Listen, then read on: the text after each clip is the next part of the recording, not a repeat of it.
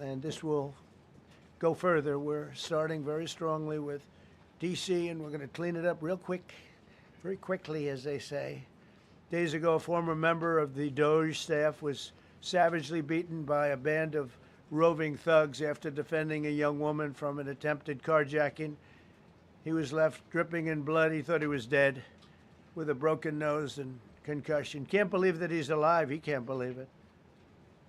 In June, a 21-year-old congressional intern was tragically killed after being hit by a stray bullet in a drive-by shooting. A former Trump administration official named Mike Gill, fantastic person, was murdered last year in cold blood in a carjacking blocks away from the White House. We all knew him. Great person. Waiting for his wife as she was walking to the car. A Democrat congressman was also carjacked at gunpoint not far from the Capitol. And in 2023, an aide to Senator Rand Paul was stabbed in the chest and head by a demented lunatic as he walked down the street, just absolutely for no reason. Horrifically, last July 4th weekend, a 3-year-old girl was shot in the head and killed while sitting in a car near the Capitol. It's becoming a situation of complete and total lawlessness. And we're getting rid of the slums, too. We have slums here. We're getting rid of them. I know it's not politically correct. You'll say, oh, so terrible. No, we're getting rid of the slums where they live. Caravans of mass youth rampage through city streets at all times of the day.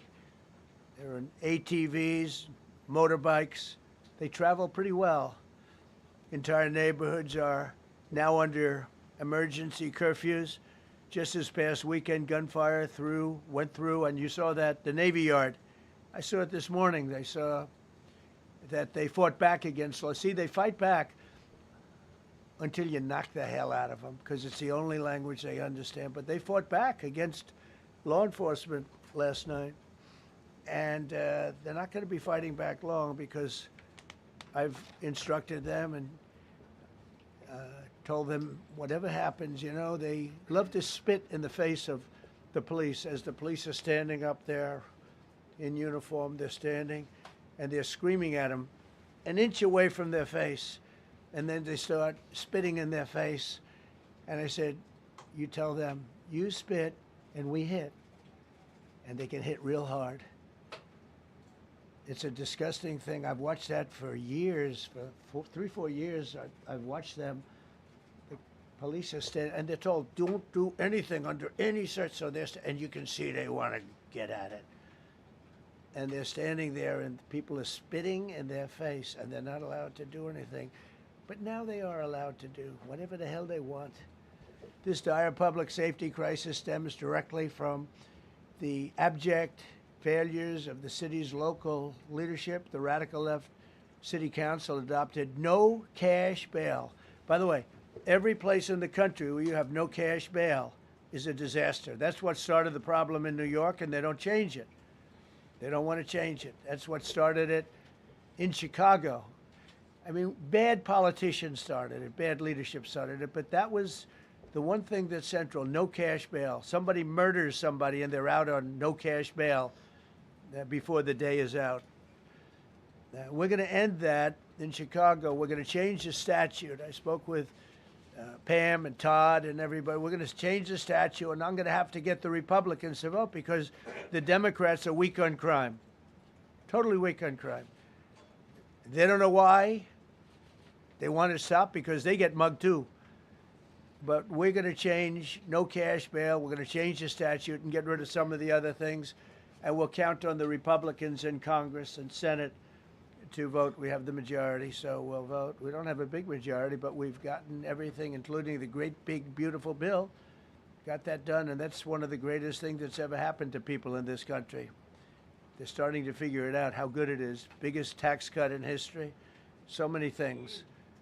But we'll be able to get that done. So, Todd, if you and Pam can draw up things working with the people, I'll get it passed. We'll get it passed with the Republicans. Probably won't get, think of this, probably won't get one Democrat vote. because they have no idea what they're doing. That's why they want men playing in women's sports. That's why they want transgender for everybody transgender.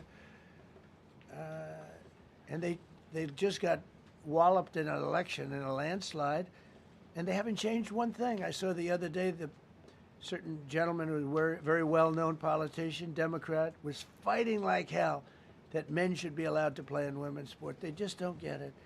They said it's an 80-20 issue, and I think it's a 97-3 issue. And I don't know who the three are. I've never heard anybody nobody's ever come up to me, sir, you have to let men play in women's sports.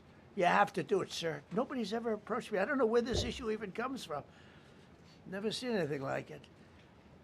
But they turned our nation's capital into a sanctuary jurisdiction. That's the other thing. We have to get rid of sanctuary cities as quickly as possible. We're going to do it, too. We have to.